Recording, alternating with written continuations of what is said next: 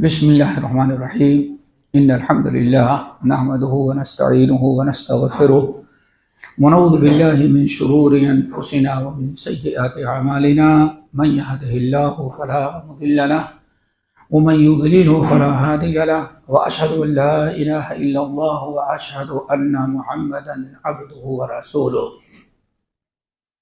يا أيها الذين آمنوا اتقوا الله حق تقاته ولا تموتن إلا وأنتم مسلمون يا أيها الناس اتقوا ربكم الذي خلقكم من نفس واحدة وخلق منها زوجها وبث منهما رجالا كثيرا ونساء واتقوا الله الذي تساءلون به والأرحام إن الله كان عليكم رقيبا يا أيها الذين آمنوا اتقوا الله وقولوا قولا سديدا يصلح لكم أعمالكم ويغفر لكم ذنوبكم ومن يطع الله ورسوله فقد فاز فوزا عظيما أما بعد فإن خير الحديث كتاب الله وخير الهدي هدي محمد صلى الله عليه وسلم وشر الأمور محدثاتها وكل محدثة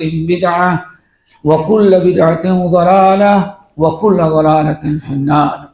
أعوذ بالله السميع العليم من الشيطان الرجيم. بسم الله الرحمن الرحيم.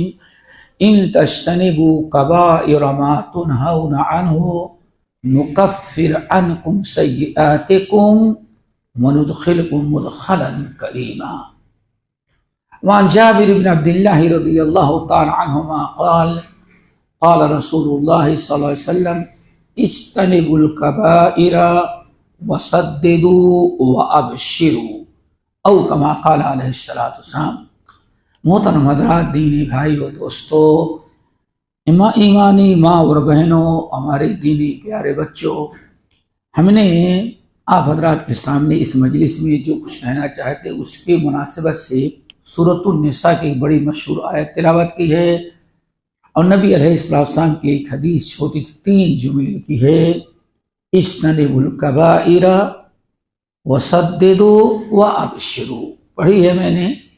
انشاءاللہ اسی آیت اور اسی حدیث کی روشنی میں ہم کچھ باتیں آپ حضرات کے سامنے رکھیں گے. دعا کرو کہ اللہ تعالی ہم سب کو عمل کی توفیق نصیب فرمائے. دوستو، ہمارے اور آپ کی دنیا میں آنے کا سب سے بڑا مقصد جو اللہ نے بیان کیا، وَمَا خَلَقْتُ الْجِنَّ وَالْإِنسَ إِلَّا لِيَعْبُدُونَ. لوگوں، ہم نے تم کو اور ان جنوں کو، انسانوں اور جنوں دونوں کو ہم نے صرف اپنی عبادت کے لیے پیدا کیا ہے. عبادت کس کو کہتے ہیں؟ چونکہ عبادت کا معنی مفہوم نہ سمجھنے کی بنا پر ہمارے اور آپ کے اندر بہت ساری لا علمی کی بنا پر کچھ ایسے منکرات برائیاں آ جاتی ہیں جن کو انسان عبادت کے خلاف نہیں سمجھتا، ان کو چھوڑنا نہیں چاہتا. عبادت کس کو کہتے ہیں؟ جب ہم نے اور آپ نے اس بات کو یقین ہم نے اور آپ نے کر لیا کہ واقعی وما خلقت الجن والانس الا لیعبدون، ہم نے انسانوں اور جنوں کو صرف اپنی عبادت کے لیے پیدا کیا ہے. تو اب ضروری ہے کہ ہم سمجھیں اس کو. ہاں، شیخ الاسلام مولانا ثناء اللہ مرسلی رحمۃ اللہ علیہ کہتے تھے اس آیت کا ترجمہ کرتے ہوئے کہ جانور پیدا کیے تیری وفا کے واسطے، چاند سورج اور ستارے ہیں ضیا کے واسطے، اے لہلاتی کھیتیاں تیری غذا کے واسطے، یہ سارا جہاں تیرے لیے اور تو خدا کے واسطے. وما خلقت الجن والانس الا لیعبدون. عبادت کس کو کہتے ہیں؟ چونکہ عبادت کا مطلب ہمارے یہاں سمجھا گیا کہ آدمی 5 وقت کی نماز پڑھے، خوب نوافل کا اہتمام کرے، چاہے تہجد کی نماز کی پابندی کرے. اس کو کہا جاتا ہے، اسی کو عبادت. یہ عبادت کا صرف ایک حصہ ہے. امام المفسرین امام ابن کثیر رحمۃ اللہ علیہ، شیخ الاسلام ابن تیمیہ، اور اسی طرح سے حافظ ابن القیم، ان تمام حضرات نے جو عبادات کا معنی بتایا ہے وہ یہ ہے العبادۃ ہی طاعۃ اللہ بما شرعہ اللہ علی السنۃ الرسول من الاقوال والافعال الظاہرۃ والباطنہ. یہ ہے عبادت دوستو. عبادت صرف نماز کا نام نہیں ہے. کہتے ہیں العبادۃ ہی طاعۃ اللہ بما شرعہ اللہ علی السنۃ الرسول من الاقوال والافعال الظاہرۃ والباطنہ. ترجمہ کیا ہے؟ جس عبادت کے لیے اللہ نے ہم کو اور آپ کو اور سارے جنوں کو پیدا کیا ہے، عبادت ہے اللہ تعالیٰ نے اپنے نبی کی زبان مبارک کے ذریعے یا نبی کے قول اور فعل کے ذریعے جو شریعت اللہ نے ہمیں دیا ہے، اس شریعت کی پابندی کرنے کا نام کیا ہے؟ عبادت ہے. پھر آگے من الاقوال والافعال. اللہ تعالیٰ نے نبی کے علیہ الصلوۃ والسلام کے ذریعے، اپنی کتاب کے ذریعے، اپنے رسول کے ذریعے ہمیں جن باتوں کو کرنے کا حکم دیا، جو پیغام دیا دین اور شریعت کا، اس میں کچھ ایسی ہیں من الاقوال جن کا تعلق صرف کس سے ہے؟ زبان سے، دل سے نہیں ہے. اور کچھ ایسے ہیں جن کا تعلق اعمال سے ہے. آپ راستہ پکڑ کے جا رہے ہیں، سامنے سے آپ کا مسلمان بھائی نظر آیا، السلام علیکم ورحمۃ اللہ. اس کا کوئی تعلق دل سے نہیں ہے، اس پر سارا تعلق کس سے ہے؟ لیکن آپ نے اللہ تعالیٰ کی عبادت اور اطاعت بجا لایا. اس کا تعلق کون سے ہے؟ سبحان اللہ والحمد للہ، یہ ساری چیزیں جو ذکر و اذکار ہیں، ان کا تعلق زبان سے ہے. اسی لیے ذرا دیکھیں کتنی بڑی عبادت. حق المسلم علی المسلم ست. ایک مسلمان کا حق اللہ نے دوسرے پر واجبی حقوق علی واجبی. حق المسلم علی المسلم ست. ہر مسلمان پر اللہ نے دوسرے مسلمان بھائی کے 6 حقوق فرض کرا دیا. ان میں سب سے پہلا کیا؟ اذا لقیتہ فسلم. جب سامنے کوئی مسلمان بھائی نظر آ جائے تو خلوص دل کے ساتھ کو السلام علیکم. اور اگر اسی کو عہدہ بڑھا دیا جائے السلام علیکم ورحمۃ اللہ تو نور علی نور. مسند احمد بن حنبل کی روایت، نبی علیہ السلام صحابہ کے ساتھ بیٹھے ہوئے ہیں، مجلس جمی ہوئی تھی. ایک شخص آیا، اس نے کہا السلام علیکم. اللہ رسول نے اپنی بات روک لی، فرمایا وعلیکم السلام عشرہ. پھر دوسرا آیا، اس کو پتہ نہیں کہ پہلے نے کون سا سلام کیا ہے، بس اتنا اپنے سے السلام علیکم ورحمۃ اللہ. وعلیکم السلام ورحمۃ اللہ 20. تیسرا آیا تو ایک قدم اور آگے وہ بڑھ گیا، السلام علیکم ورحمۃ اللہ وبرکاتہ 30. صحابہ کرام بڑی حیرت میں پڑ گئے کہ تینوں نے سلام کیا، لیکن اللہ کے رسول 10 20 اور 30، 10 20 اور 30 کہاں؟ پوچھا یا رسول اللہ آپ نے سلام سبوں نے کیا لیکن جواب آپ کا 3 تھا. تو آپ نے فرمایا پہلے نے صرف السلام علیکم کہا تو اللہ تعالیٰ نے اس کو 10 نیکی دے دی. دوسرا آیا تو سلام بھی کیا السلام علیکم ورحمۃ اللہ. میرے مسلمان بھائیوں، اللہ تعالیٰ سلامتی بھی نازل کرے اور اپنی رحمتوں سے بھی سب کو مالا مال کر دے. اس نے 2 چیز کی دعا دی اپنے مسلمان بھائیوں کو، تو اس لیے اللہ نے اس کو 20 نیکی دی تھی. اور تیسرا آیا ماشاءاللہ اس نے 3 چیزوں کی دعا دی، السلام علیکم ورحمۃ اللہ وبرکاتہ. اے مومن بھائیوں، اللہ تعالیٰ کی سلامتی ہو، تم پر اللہ کی رحمتیں ہوں اور اللہ تعالیٰ کی مغفرت بھی ہو. عارف میں 30، اس لیے 30 نیکی کا مستحق ہو گیا. دیکھیں کوئی تعلق اس کا دوستو عمل سے، نہ رکوع سے ہے، نہ سجدے سے ہے، نہ ہاتھ باندھنے سے ہے، نہ مسجد میں جانے سے، لیکن عبادت ہے. عبادت کیوں ہے؟ اللہ تعالیٰ نے آج سے نہیں آدم علیہ السلام کو جنت میں پیدا کیا، اٹھے، اللہ رب العالمین نے فرمایا آدم یہ فرشتے کھڑے ہیں، جاؤ ان سے کہو السلام علیکم، سلام کرو، اور وہ جو جواب دیں گے اس کو بھی یاد رکھنا، اور تمہاری قیامت تک آنے والی نسل کا وہی سلام ہوگا جو آج یہ تم کرو گے، جواب دیں گے۔ آدم علیہ السلام اٹھے، سلام کیا، ادھر سے وعلیکم السلام۔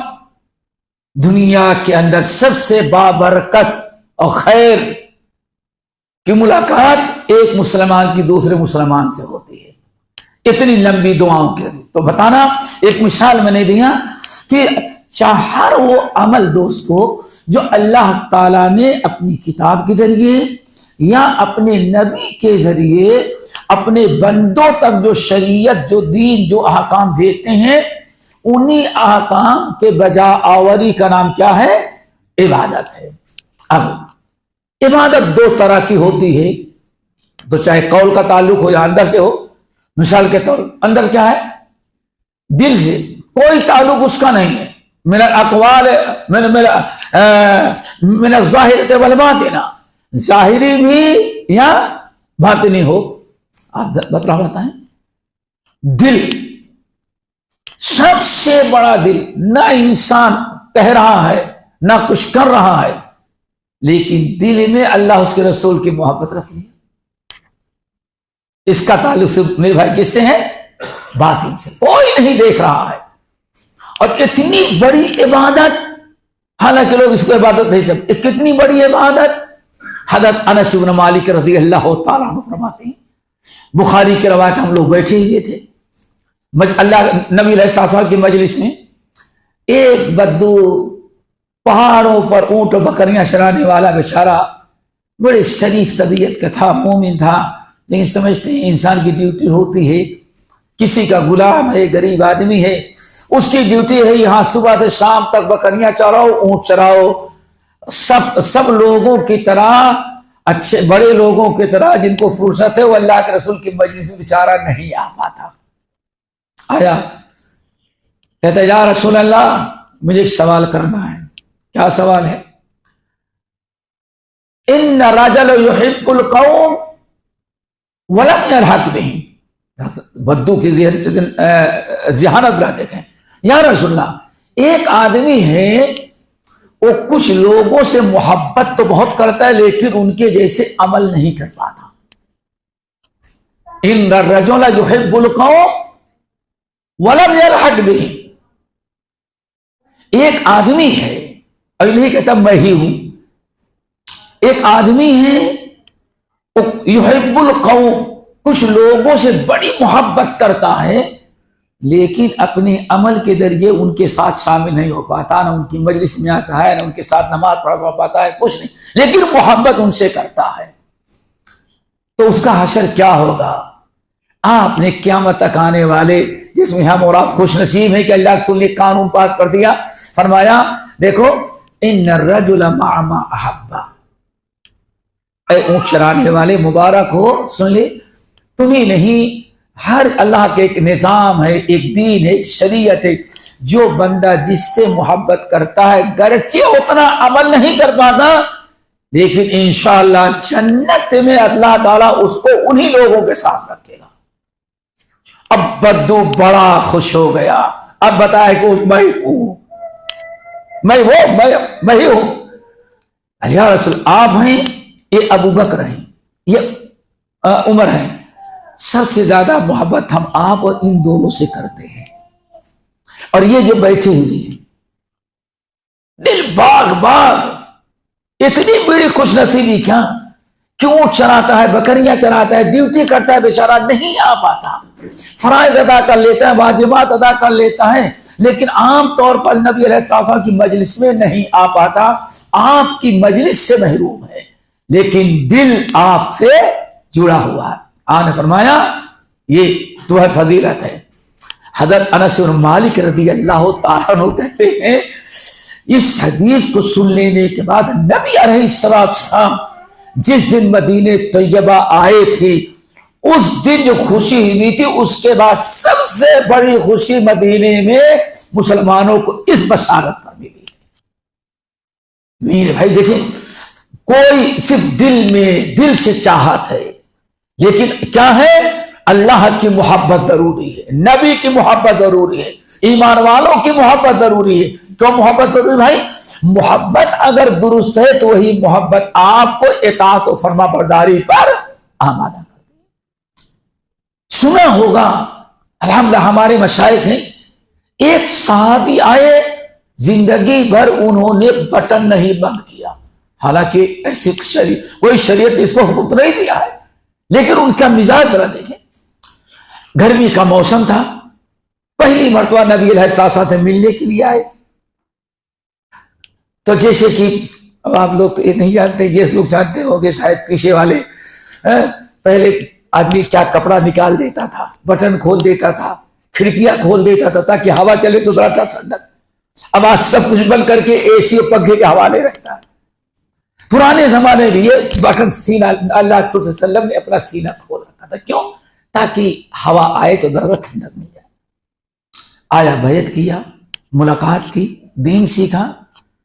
واپس جانے کے بعد زندگی میں سردی یا گرمی ہو، کبھی اس شخص نے اللہ دعا کرو ایسی محبت ہمیں حاصل ہو جائے، زندگی میں کبھی انہوں اللہ کے بندے نے بٹن بند ہی نہیں کیا۔ جب لوگ کہتے رے سردی لگ جائے گی، سینے بیمار ہو جائے گا، بند کرو، کہا کیا بتائیں، ایک ہی مرتبہ نبی کا دیدار کیا ان آنکھوں نے نبی کو بٹن کھلا ہوا دیکھا تھا، تو دیکھ لینے کے بعد سردی گرمی بٹن بند کرنے کا دل ہی نہیں چاہتا۔ اسی لیے کہا جاتا ہے محبت یہ ہے کہ محبوب کی ہر ادا آپ کو اچھی لگ جائے، محبوب کی ہر ادا، کسی کے اللہ اس کے رسول کی محبت کا تقاضا یہ ہے کہ اللہ کے رسول کی ہر ادا ہمیں اچھی لگ جائے، محبت ہے۔ بہرحال دوستوں، ہم ادھر ایک مثال دے رہے تھے کہ عبادت، تو عبادات جو ہوتی ہیں دوستوں وہ دو طرح سے مکمل ہوتی ہیں۔ ایک ہے جن چیزوں کا اللہ نے حکم دیا، شریعت نے ہمیں تاکید کی، ان پر عمل کریں، اور نمبر دو جن چیزوں سے منع کیا ہم اس سے باز رہیں۔ آج ہمارے یہاں مسلمانوں کا دستور ہے روزے نماز تک تو عبادت سمجھ لیتے ہیں، باقی اس کے علاوہ جو ساری نیکیاں ہے وہ اس کو عبادت نہیں سمجھتے۔ نمبر دو جو سب سے بڑا فتنہ ہے، آج نیکیوں کو تو نیکی انسان سمجھتا ہے، لیکن برائی کو برائی سمجھ کر کے چھوڑنے کے لیے تیار نہیں ہوتا۔ اسی لیے آدمی تہجد پڑھ لے گا، دنیا سارے کام، صدقہ کر لے گا، خیرات کر لے گا، عمرہ کرے گا، حج کرے گا، لیکن سود جیسی چیز کو چھوڑنے کے لیے تیار نہیں ہوتا۔ اچھا، شیطان نے کیا کیا؟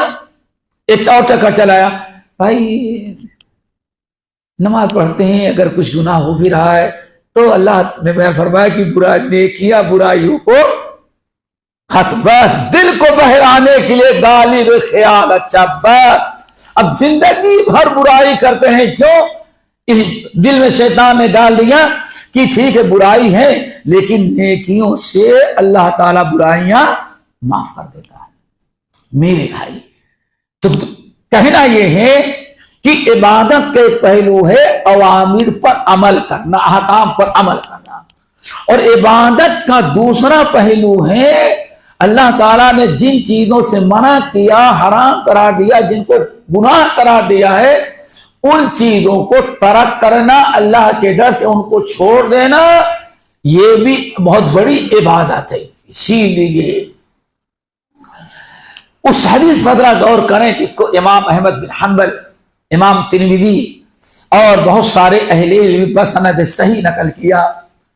حضرت ابو ہریرہ رضی اللہ تعالیٰ عنہ کہتے ہیں ایک دن نبی علیہ السلام کی مجلس جمی ہوئی تھی، سارے لوگ مجلس میں تھے، اچانک آپ نے آج کچھ حدیث بیان نصیحت کرنے کا انداز کچھ اور اپنایا۔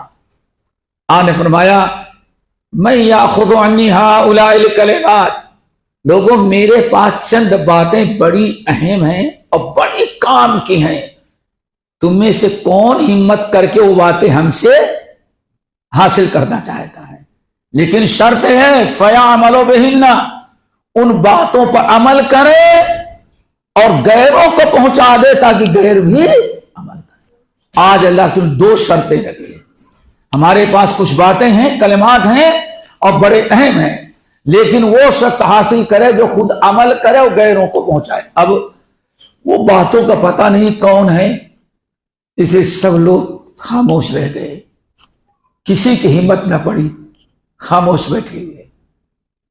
حضرت ابو ہریرہ رضی اللہ تعالی عنہ، ان کو حدیث حاصل کرنے، حدیث کے یاد کرنے کا بہت شوق تھا، اس لیے نبی علیہ السلام کی صحبت سے 2.5 سال پڑھی۔ کتنی؟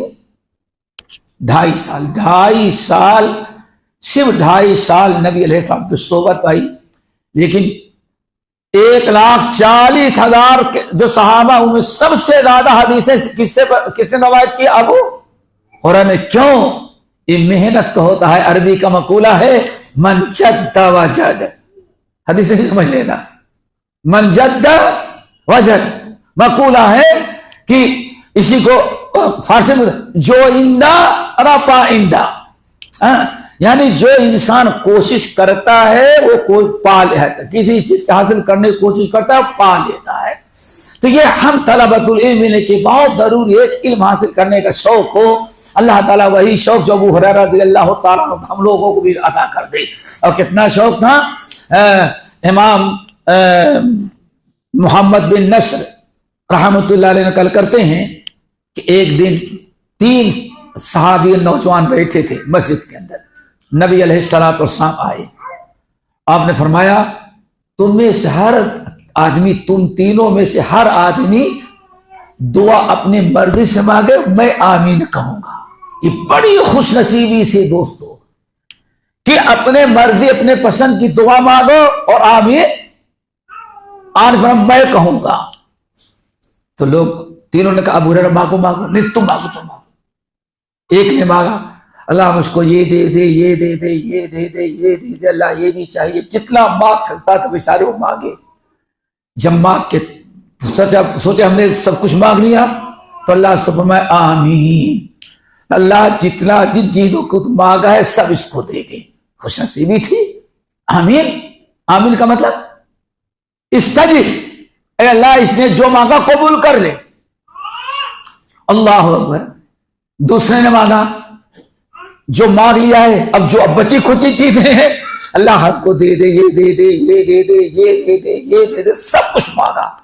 جب سوچا کہ اب کوئی چیز باقی نہیں، خاموش ہو گیا تو اللہ سے فرمایا آمین، اللہ قبول کر لے۔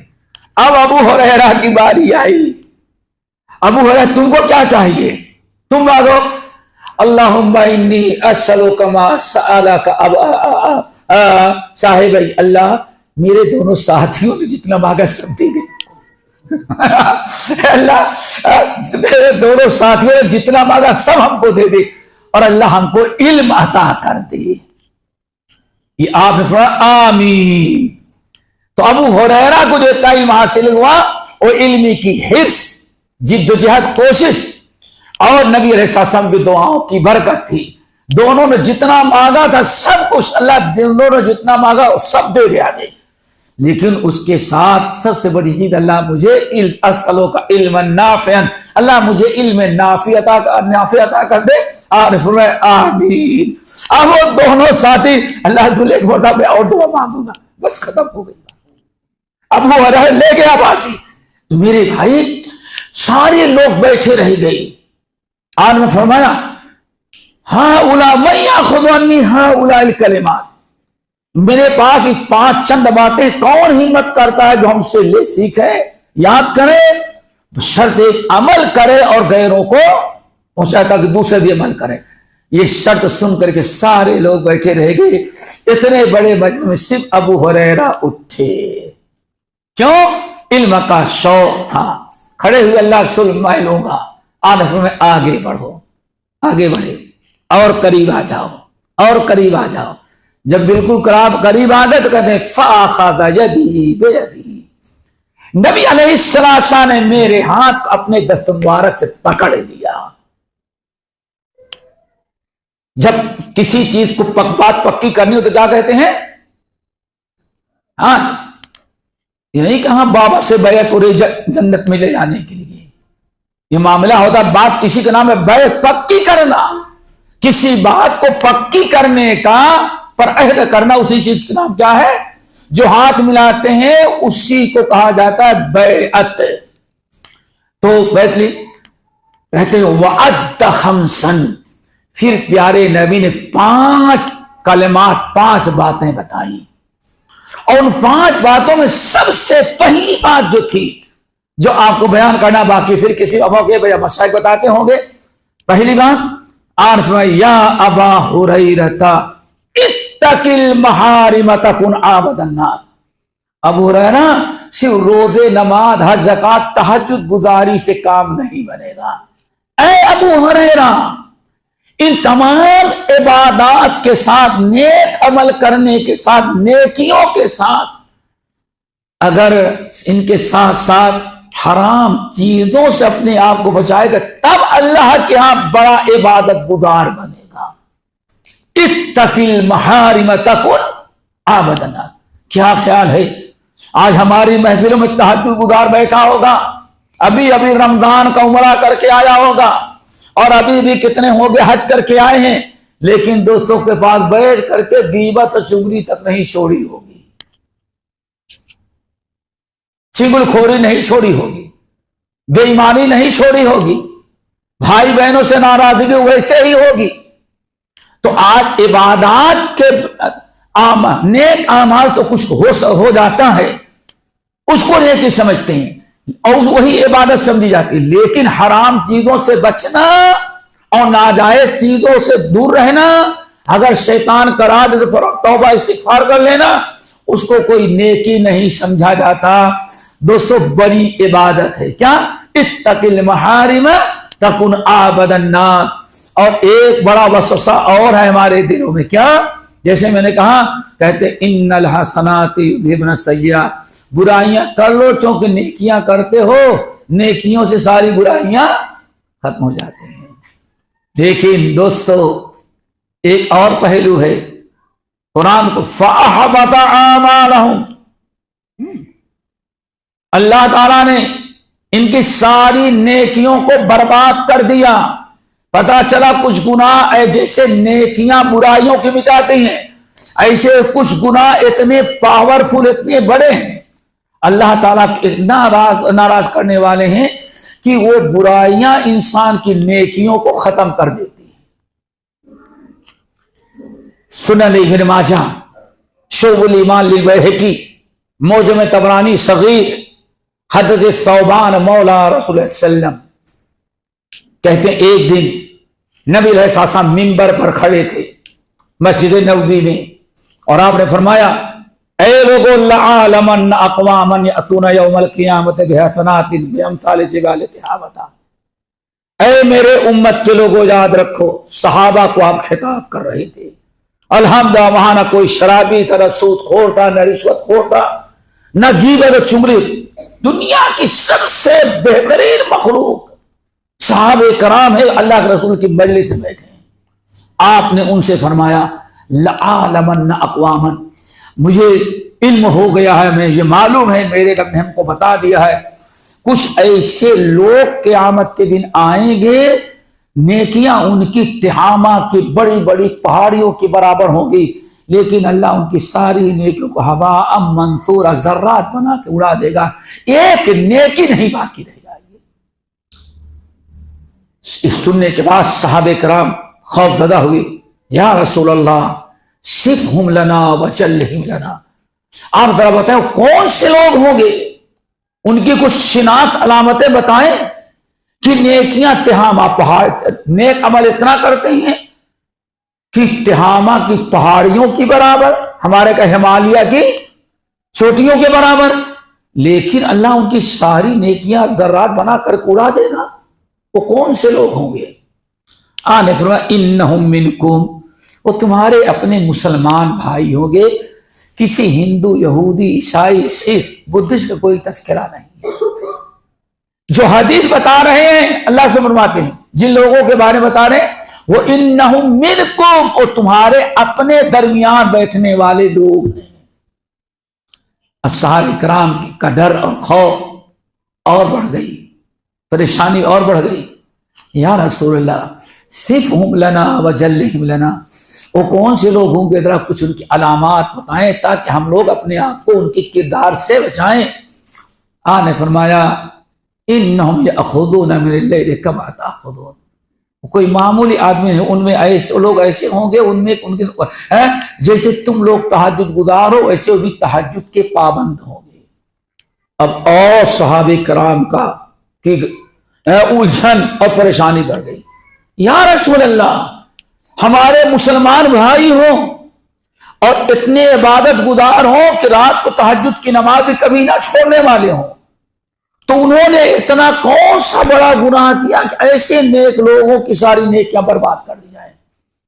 آپ نے فرمایا نیکیاں بہت کرتے تھے، وَلَكِنَّهُمْ إِذَا خَلَوْا بِمَحَارِمِ اللَّهِ انْتَهَكُوهَا، لیکن جب موقع پا جائیں حرام چیزوں کے تو حرام چیزوں سے اپنے آپ کو نہیں بچاتے تھے۔ تو دوستو دونوں پہلو ہے، جہاں نیکیاں برائیوں کو مٹا دیتی ہیں، ایسے ہی کتنی برائیاں خطرناک ہیں کہ وہ برائیاں انسان کی نیکیوں کو مٹا دیتی ہیں۔ اسی لیے میرے کہنے کا مطلب ہے دوستو اس مجلس میں جتنا اللہ تعالیٰ کی عبادت اور نیک اعمال کرنا ضروری ہے، اتنا ہی ضروری برائیوں، حرام کاریوں، گناہوں سے بچنا بھی اتنا ہی ضروری ہے۔ اللہ رب العالمین نے سورۃ النساء کی آیت اللہ رب العالمین نے فرمایا جنت میں جانے کے لیے، گناہوں کی مغفرت اور بخشش کے لیے ضروری ہے دوستو ہم اپنے آپ کو حرام اور ناجائز چیزوں سے بچائیں۔ ان تجتنبوا کبائر ما تنہون عنہ نکفر عنکم سیئاتکم، اے میرے ایمان والے بندو اگر تم ان تجتنبوا کبائر، اگر حرام چیزوں سے، کبائر گناہوں سے، خطرناک برائیوں سے اپنے آپ کو بچاتے رہو گے، پھر بھی ان آدم کی اولاد ہو، شیطان اگر کچھ تم سے چھوٹی موٹی غلطیاں کرا دے گا تو اللہ فرماتے ہیں چونکہ تم برائیوں سے بچنے کی کوشش کرتے ہو، حرام سے اجتناب کرتے ہو، کبائر سے دور رہنے کی کوشش کرتے ہو، پھر بھی اگر شیطان کچھ کرا دے گا تو نکفر عنکم سیئاتکم، تمہارے برائیوں پر ہم پردہ ڈال دیں گے، لیکن شرط ہے ان تجتنبوا کبائر ما تنہون عنہ نکفر عنکم سیئاتکم۔ دوستو کبائر سے، حرام چیزوں سے، منکرات سے بچنا بہت ضروری ہے۔ آگے وندخلکم مدخلا کریما، چونکہ تم کبائر سے، بڑے گناہوں سے، حرام کاریوں سے بچتے ہو، عبادت کرتے ہو، اگر کچھ شیطان نے گناہ کروا دیا ہے تو ہم اس پر پردہ ڈال کر کے بڑے عزت کے ساتھ تمہیں جنت میں داخل کر دیں گے۔ اللہ تعالیٰ دعا کرو ہم سب کو ان میں شامل کر لے۔ نبی علیہ السلام کی تین جملے کی حدیث جس کو حضرت ابو ہریرہ جابر بن عبداللہ رضی اللہ تعالیٰ روایت کرتے ہیں، اللہ نے فرمایا اجتنبوا الکبائر، یہ امر کا صیغہ ہے، صحابہ کرام کو خطاب کیا، اپنے اصحاب کو، اجتنبوا الکبائر، اے لوگو اپنے آپ کو حرام چیزوں سے، کبائر گناہوں سے اپنے آپ کو بچاتے رہنا۔ نمبر ایک دیکھیں، نیک عمل کرنے سے پہلے اللہ رسول نے کس کا حکم دیا؟ گناہوں سے۔ کیوں؟ بہت سارے گناہ ایسے ہیں کہ گناہ نہیں چھوڑے تو نیکیاں نہیں قبول ہوگی۔ کیا خیال ہے؟ اگر کوئی ایک دن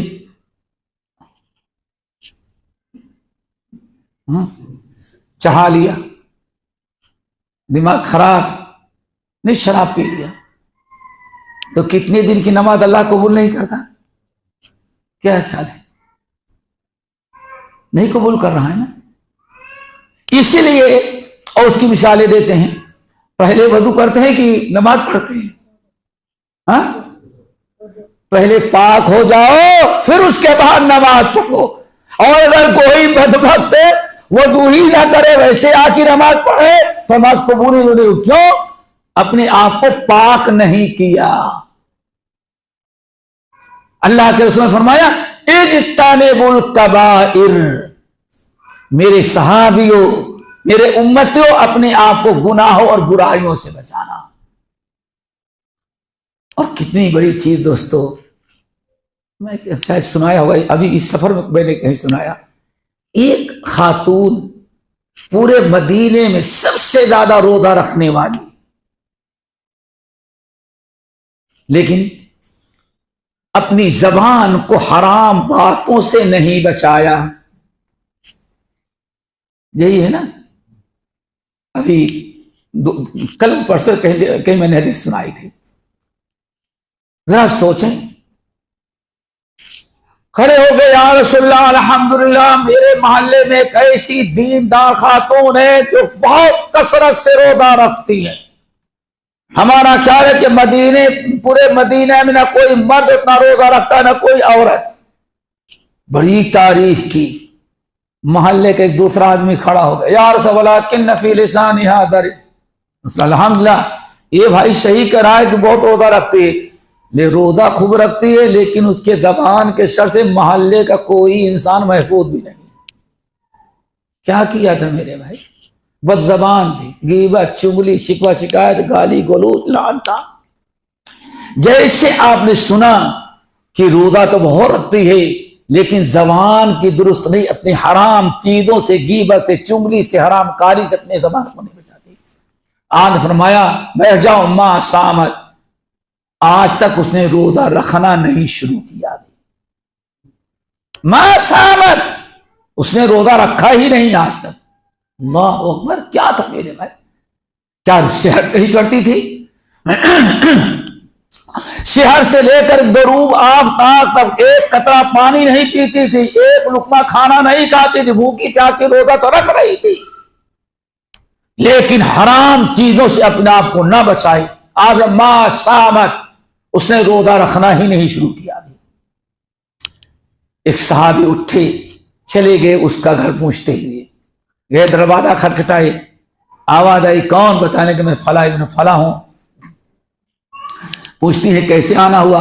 کہا کہ میں اصل میں نبی علیہ السلام کی مجلس میں حاضر تھا، الحمدللہ محلے کے ایک صاحب نے آپ کی بڑی تعریف کی، بہت روزہ آپ رکھتے ہیں، پورے مدینے میں پتا چلا کہ آپ سے زیادہ کوئی روزہ رکھنے والا نہیں. آپ کے کثرت صیام کا تذکرہ تو الحمدللہ اللہ کے رسول کی محفل میں ہو رہا ہے، بڑی تعریف ہو رہی ہے. وہ بھی پہلے خوب خوش ہو گئی، الحمدللہ اللہ تعالیٰ اللہ کے نبی کے سامنے اس کا مطلب ہم کامیاب ہو گئے. خوش ہو گئی تو کہتے ہیں لیکن میری بہن اللہ کے رسول نے جب سنا آپ کی تعریف ہوئی، کسی نے کیا، تو ایک آدمی کھڑا ہوا کہا یا رسول اللہ روزہ تو بہت رکھتے لیکن زبان کی بڑی ٹیڑھی ہے، محلے کا کوئی آدمی اس کے زبان کی شر سے محفوظ نہیں ہے. تو اللہ رسول فرمایا کہ ما صامت، آج تک تم نے روزہ رکھا ہی. ہاں اللہ رسول نے ایسا کہا؟ ہاں میں اپنے کانوں سے سنا. اللہ تعالیٰ کا ڈر اور خوف. کیا بھوکا پیاسا رہنے سے فائدہ ہے دیکھیں جب اللہ تعالیٰ قبول ہی نہ کرے. آدمی تو رکھتا ہے تاکہ ہمارا رب ہم سے راضی ہو جائے، ہم سے خوش ہو جائے، جہنم سے آزادی مل جائے، اللہ تعالیٰ کا تقرب حاصل ہو. لیکن جب کوئی چیز ہمیں ملنے ہی والی ہے تو ایسے روتے سے کیا فائدہ؟ سوچی اپنی زبان کی اصلاح کر دیا. اب زبان سے کوئی حرام لفظ نہیں، زبان کی بڑی سیدھی بن گئی. پھر لوگوں نے تذکرہ کیا یا رسول اللہ اب تو میری وہ بہن روزہ بھی رکھتی ہے اور زبان کی ایسی اصلاح کر لی کہ کسی کو اپنے زبان سے تکلیف نہیں پہنچاتی. اور میں جاؤ کو الان صامت، اب اس نے روزہ رکھنا شروع کیا. میرے بھائیوں پہلے پاک ہوتے ہیں پھر عبادت کرتے ہیں. اسی لیے اللہ نے گناہ سے بچنے کو مقدم کیا، ان تجتنبوا کبائر. اور پیارے نبی نے بھی فرمایا इज्तनिबुल कबाइरा, मेरे सहाबियों अपने आप को गुनाह कबायर और बुराइयों से बचाओ। आगे फरमाया वसद्दिदू, और सदात इख्तियार कर लो। एक तो अपने आप को गुनाहों से बचाओ, और सिर्फ गुनाहों से बच जाना काफी नहीं है। क्यों? एक तबका हमारे यहां यह भी है, नमाज नहीं पढ़ता होगा, रोजा नहीं रखता होगा, अगर उसको समझाए तो कहा भाई ठीक है, आपने फला फला नमाज पढ़ करके हराम काम करता है तो क्या कर लिया, अल्हम्दुलिल्लाह हम नमाज नहीं पढ़ते, ये मेरा और मेरे रब का मामला है। हम हज करने के लिए नहीं जाते, नेकी नहीं करते, हमारे रब का मामला है। लेकिन किसी यतीम का माल नहीं खाते, किसी की जायदाद नहीं हड़प करते, ये नमाज नहीं पढ़ते, शरीयत की पाबंदी नहीं करते, मेरा और मेरे अभी अच्छी उम्मीदें लगा करके बैठा है। उधर उमर इब्नुल खत्ताब का मामला, सहाबे कराम का मामला, अल्लाहु अकबर। हजरते कहा जाता है कि इमाम अबू हनीफा रहमतुल्लाह अलैह, इमाम हम्माद बिन ज़ैद बीमार हुए, सुफियान सौरी उनके ज़ियारत के लिए आए कि वक्त का इमाम, जिनको इब्न कसीर इमाम अहल हदीस फिर दुनिया का लिखा है, आए, मुलाकात की तो कहने लगे सुफियान, इमाम हम्माद बताइए कि आपका क्या ख्याल है, जिंदगी के आसार नजर नहीं आ रहे, अब मौत मरना ही मालूम पड़ता, मर ही जाऊंगा, लेकिन मेरे बारे में क्या ख्याल है, मैं अगर इसी हालत में मर गई बीमारी में तो मरने के बाद क़यामत के दिन हमारा रब हमारे साथ क्या करेगा, अल्लाह अकबर, क्या करेगा। तो सामने वाले ने कहा कि हजरत आपके बारे में तो कुछ नहीं कहता, लेकिन मैं अपने बारे में जो कह सकता हूं। अच्छा बताओ अपने बारे में क्या कहते हो? कहा कि अगर क़यामत के दिन रब्बुल आलमीन हमसे कहे हम्माद तुम्हारे खिदमत हदीस, तुम्हारी इबादत, तुम्हारे इल्म और सारी जिंदगी जो अपने इल्म से नबी की हदीस बढ़ाते रहे और हदीस की खिदमत करते, मैं बहुत खुश हूं तुमसे, तो मैं चाहता हूं कि बताओ दुनिया में सबसे ज्यादा तुझसे कौन मोहब्बत करता था? तो हम तो यही कहेंगे कि मेरी माँ हमसे सबसे ज्यादा मोहब्बत करती थी। तो अल्लाह फरमाएंगे अच्छा ठीक है, सबसे ज्यादा मोहब्बत तुम्हारी माँ तुमसे करती थी? हाँ। तो अल्लाह फरमाए कि अच्छा हम्माद, तो तूने इतनी नेकियां की है और सबसे ज्यादा कायनात में तुझसे मोहब्बत तेरी माँ करती रही, तो तेरा हिसाब किताब जिंदगी क्या तेरे माँ को बुला के उसके हवाले कर देते हैं, और तेरी सारी क्या कहते हैं आज की सब तेरे क्या कहते हैं मतलब फाइल, तुम्हारे जिंदगी का सारा नामे अमाल रिकॉर्ड तेरी माँ को देते हैं, और तुम्हारी माँ जो कह देगी उसी पर हमारा फैसला है। अगर वो जन्नती कर देगी तो जन्नत, और अगर उसने कहा जहन्नम तो जहन्नम। सुफियान क्या है, अगर मेरी माँ अल्लाह अगर क़यामत के अल्लाह हमसे ये कहे कि हम्माद तेरा हिसाब किताब तेरी माँ के हवाले कर देते हैं, तो मैं कहूँ अल्लाह नहीं, अल्लाह रब्बुल आलमीन मेरा हिसाब आप ले लें, बराए मेहरबानी मेरी माँ के हवाले ना करें। सोचें, किसी सब माँ वाले होंगे, न बाप को उतना प्यार न किसी, और कायनात में माँ से ज्यादा मोहब्बत और फिक्र अब बे औलाद के कोई कर ही नहीं सकता। अगर अल्लाह मुझको कहे कि तेरी माँ फैसला कर दे और मुझे रिजल्ट दिखला दो, हम जन्नत जहन्नम का दे देंगे, तो मैं कहूंगा अल्लाह नहीं, आप ही मेरा हिसाब ले लें, बड़ा मेहरबानी, जहां बहुत करम किया है करम और करें, मेरा हिसाब आप ही ले लें। पूछा क्यों? कहा कि मैं कहूंगा कि अल्लाह ऐसे मौके पर جتنا آپ رحم کر سکتے ہیں میری ماں بھی ہمارے ساتھ اتنی مہربانی نہیں کر سکتی۔ میرے بھائی، کہنے کا مطلب یہ میرے بھائیوں کہ حساب کتاب بڑا نازک وقت ہے، تو ضرورت ہے کہ ہماری نگاہ تھوڑا اللہ تعالی حساب کتاب پر، جیسے نیکیاں کرتے اتنا برائیوں ہی کو بھی وابستہ چھوڑیں، تبھی ہماری عبادت پوری ہوتی ہے۔ تو اب اللہ تعالی فرمایا نمبر 1 اجتنبوا الکبائر، کبائر سے بچو۔ نمبر 2 وسددوا، اور سداد اختیار کرو۔ دوستو بہت ساری روایات میں سددو کیا چیز ہے؟ امام ابن حبان رحمت اللہ علیہ اس حدیث کو نقل کرنے کے بعد کہتے ہیں معنی سداد کی اپنے آپ کو کبائر گناہوں سے بچاؤ، اور نمبر 2 سداد اختیار، وسددو، اور سداد اختیار کرو۔ امام ابن حبان اور انہی کے معنی شرح کو تقریباً تمام اجل محدثین نے قبول کیا۔ کہتے ہیں السداد التزام طاعت اللہ و اتباع سنتی۔